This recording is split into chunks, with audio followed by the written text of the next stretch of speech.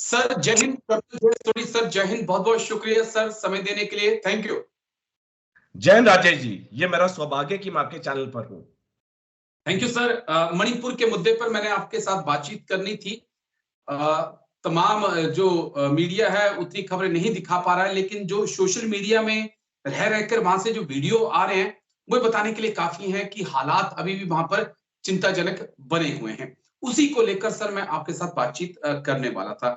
जहां तक मेरी जानकारी है, कुछ दिन पहले आप भी मणिपुर के दौरे पर थे सर। कैसे हम देखें करंट सिचुएशन जो मणिपुर में है। 7 से 8 महीने हो गए हैं मणिपुर को जलते हुए। अभी भी वहां पर खुलकर ट्रेनिंग कैंप कुकी मैतेई के चल रहे हैं। आर्मी, असम राइफल को, सबको वहां की जो औरतें हैं वो निशाना बना रही। किस राह पे मणिपुर जा रहा है सर?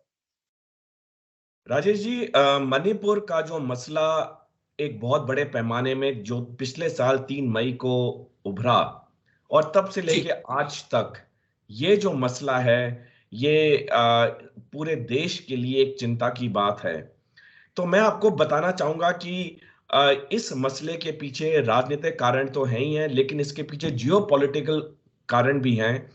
और इसके बारे में हमने बहुत पहले भी डिटेल में चर्चा की हुई है आपके चैनल जी। पे।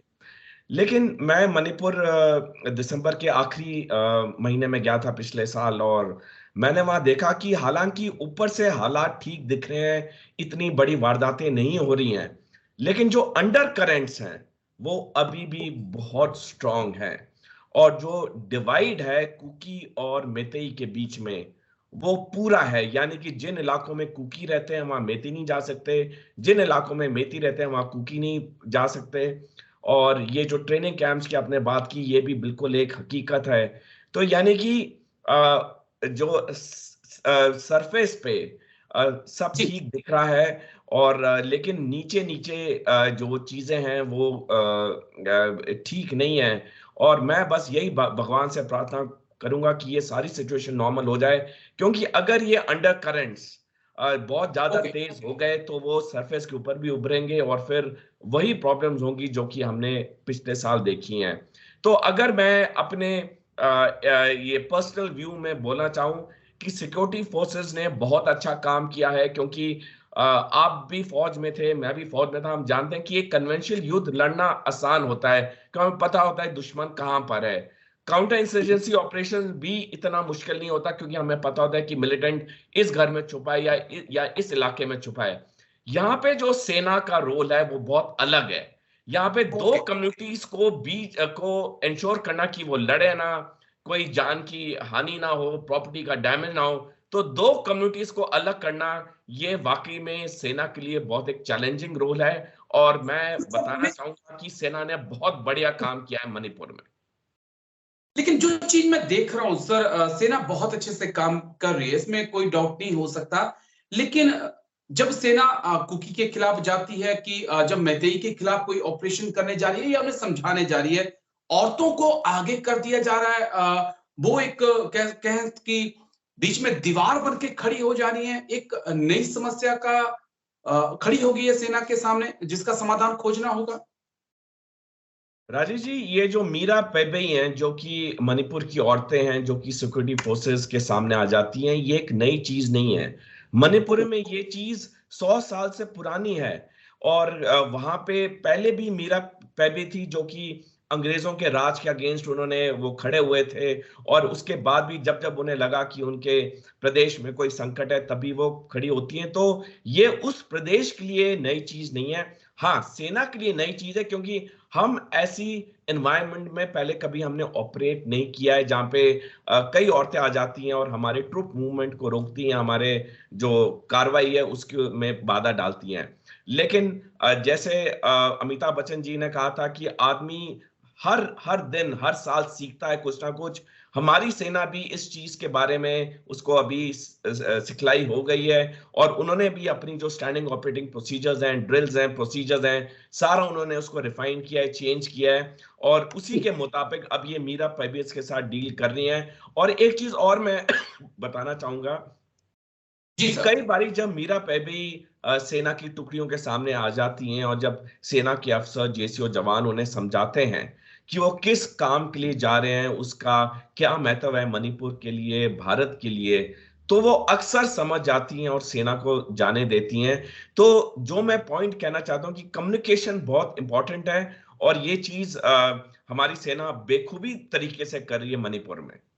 ठीक है सर, एक चीज और, क्योंकि हथियारों की सप्लाई नहीं रुक पाई है, जिस कारण मतई को भी, कुकी को भी बहुत आधुनिक हथियार मिल रहे हैं। क्या हम उस चेन को ब्रेक नहीं कर पाए जिसके जरिए हथियार मिल रहे हैं? और दूसरा पॉइंट जो मैं आपसे समझना चाहूंगा कि मिलिट्री लेवल पर जैसी ट्रेनिंग हमें दी गई, जैसी ट्रेनिंग आपको दी गई, उस लेवल पर ट्रेनिंग हो रही है, एक्स सर्विस मैन केवल मुझे दिखाई पड़ते हैं वीडियो में, तो क्या ये भी एक चिंताजनक पहलू नहीं होगा सर? बिल्कुल, ये एक चिंताजनक पहलू है। मैं आपके दर्शकों से अनुरोध करूंगा, जब भी उन्हें समय मिले एक किताब पढ़ें जिसका नाम है ग्रेट गेम ईस्ट, जो कि बर्टल लिंटनर ने लिखी है।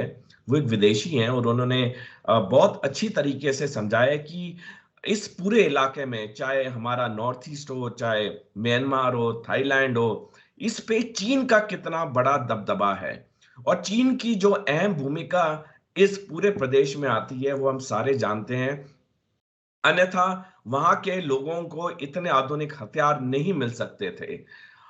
और यही कारण है कि चीन का उन्हें इनडायरेक्ट सपोर्ट है, हथियार से, पैसे से, और तभी लेटेस्ट वहां पे हथियार दिख रहे हैं। दूसरा जो अपने पॉइंट का, ट्रेनिंग का, हाँ ये एक चिंताजनक बात है, क्योंकि जैसे मीडिया में भी कई बारी आया कि कुछ एक्स सर्विसमैन को, ये वहां के जो मणिपुर में ग्रुप्स ऑपरेट कर रहे हैं, वो एक्स सर्विसमैन को किडनैप करते हैं, उन्हें लेके जाते हैं, उन्हें कहते हैं कि तुम हमारा ट्रेनिंग का पूरा एक टाइम टेबल बनाओ, और उसके बाद ही वो उन्हें छोड़ते हैं, और फिर वो खुद ट्रेनिंग करते हैं जो वो टाइम टेबल बना हुआ होता है।